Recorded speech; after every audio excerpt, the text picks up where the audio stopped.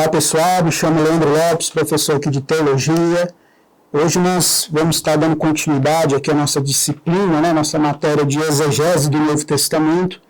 Hoje nós vamos estar aqui falando um pouquinho da unidade 3 da nossa matéria, da nossa disciplina. Hoje, pessoal, nós vamos falar um pouquinho aqui, um dos pontos ou um dos elementos importantes dentro da exegese, que é essa parte do contexto histórico, literário e canônico do texto, né? Como nós já vimos em alguns momentos, dentro de um texto ali, qualquer texto, de um modo geral, haverá essa análise, essa crítica, né? Algumas pessoas usam o termo crítica. É claro que hoje, assim, dentro da nossa realidade, muitas vezes essa palavra crítica, ela vai ter muito uma conotação negativa, né? Mas, na verdade, crítica é uma análise, né? E dentro da teologia, por exemplo, existe ali o criticismo bíblico, né? Ou seja, uma análise bíblica referente ao seu texto, né? E aqui dentro dessa análise contextual, né, um ponto importante da exegese do Novo Testamento aqui, para nós entendermos, pessoal, o que ocorre? Algumas perguntas. Nós vimos na primeira unidade, na segunda unidade, que nós temos que aprender a fazer perguntas para o texto bíblico, né? Então, por exemplo, em que situação histórica, sociopolítica e cultural a passagem foi escrita? Ou seja, se você está lendo uma passagem bíblica ali, você tem que fazer essa pergunta àquela passagem bíblica. Então, em que situação histórica, sociopolítica e cultural essa passagem a qual estou lendo, ela foi escrita? Em que situação? Em que ocasião? Né? Ou seja, o que se passava nos dias que tal escritor ou tal autor escreveu tal passagem, tal livro? O que estava acontecendo naqueles dias dele?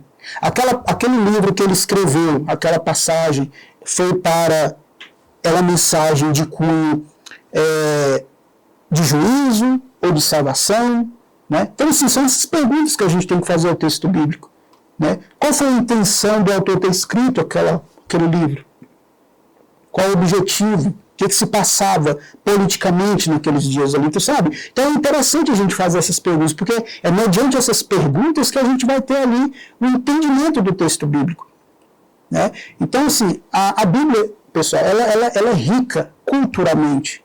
Quando a gente pega a história do povo de Israel, especificamente ali, onde é narrado os eventos ali, dentro dali do chamado contexto do Antigo Oriente Próximo, que é aquele período onde é narrado os textos bíblicos ali, onde ocorreu aqueles eventos, né? Então, o que se passava naqueles dias ali? Qual era o contexto político, religioso, né, sociológico daqueles dias? Então, assim, veja quantos elementos importantes para nós compreendermos, né, o texto bíblico. Então, veja, uma outra pergunta que nós temos que fazer: como as passagens se relacionam com tudo o que as precede e as sucede? E com o documento como um todo? Ou seja, como as passagens se relacionam com tudo que as precede? Ou seja, precede as que vêm antes. Precede a que vem antes e as que sucede, vem depois, né? E com o documento como um todo? Sabe, outra pergunta que a gente tem que fazer ali ao texto, ao nós fazermos uma exegese do texto bíblico, né? Um ponto importante também, pessoal, é entender que a Bíblia não caiu do céu. Ela simplesmente não caiu do céu, ela não veio pronta, né? Nem foi escrita numa linguagem especial, como uma forma única de literatura por uma estranha classe de seres humanos não afetados por seu contexto social e histórico. O que eu quero dizer com isso? Olha só que interessante. Por mais que a Bíblia seja revelada por Deus e testificada ali pelo Espírito, Deus usou um homem falho, né, para escrever a sua mensagem, a sua palavra.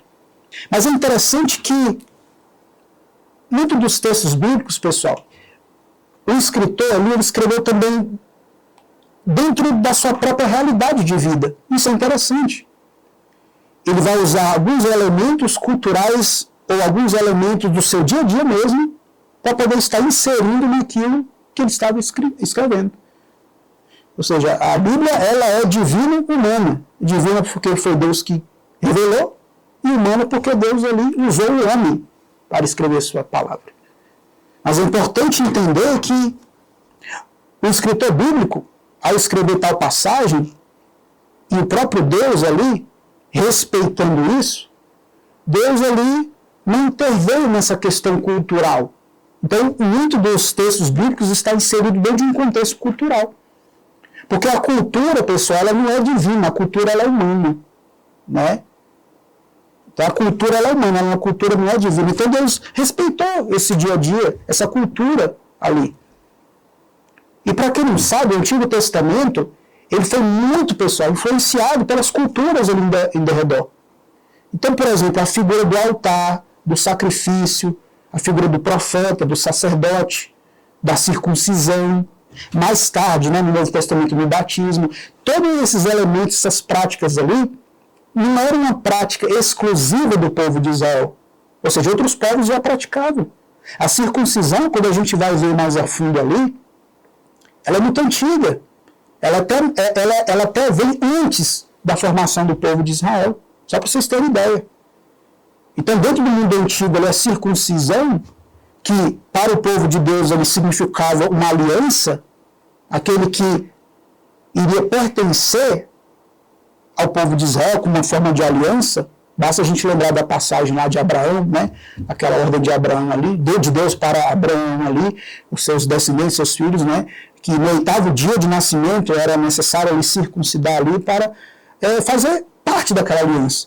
Então, dentro do contexto religioso, teológico, a circuncisão, ela significava uma aliança. Agora, entre outros povos ali, a circuncisão, né? No homem especificamente, ou significava que o homem tinha alcançado a sua maioridade, ou que o homem ali estava apto a se casar. Então veja, isso é uma cultura, uma prática de outros povos. Porém, o povo de Deus praticava tal prática da circuncisão, mas ele significava algo mais religioso, né? Algo mais teológico, algo que envolvia a aliança. Por isso que a gente vai ver algumas pessoas em algumas situações ali não abrindo mão da circuncisão, justamente porque, olha, a ponto de a pessoa fazer um acordo com outra pessoa, falar, ó, eu faço acordo, eu estou a favor desse casamento seu com a minha irmã, mas se vocês se circuncidarem. Assim naquele famoso episódio dos filhos de Jacó, por exemplo, né? Ele fez dessa maneira. Uma pessoa lá quis casar com Diná, a irmã deles, mas aqueles homens, eles eram incircuncisos.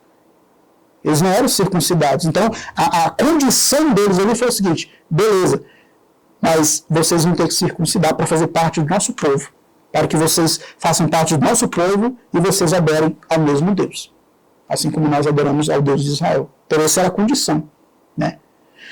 Então, olha só que interessante. Então, Deus, ele respeitou esse lado do dia a dia da pessoa que estava escrevendo ali, né? Isso é interessante, porque isso faz a Bíblia ficar muito mais rica culturalmente, até para a gente entender certas passagens bíblicas também, né? Então, bora lá. A Bíblia foi escrita, pessoal, por pessoas reais, vivendo em contextos específicos da história, né? Então, pegando esse ponto que eu falei outrora, agora, com esse agora, aqui mostra pessoas que viviam o seu cotidiano ali.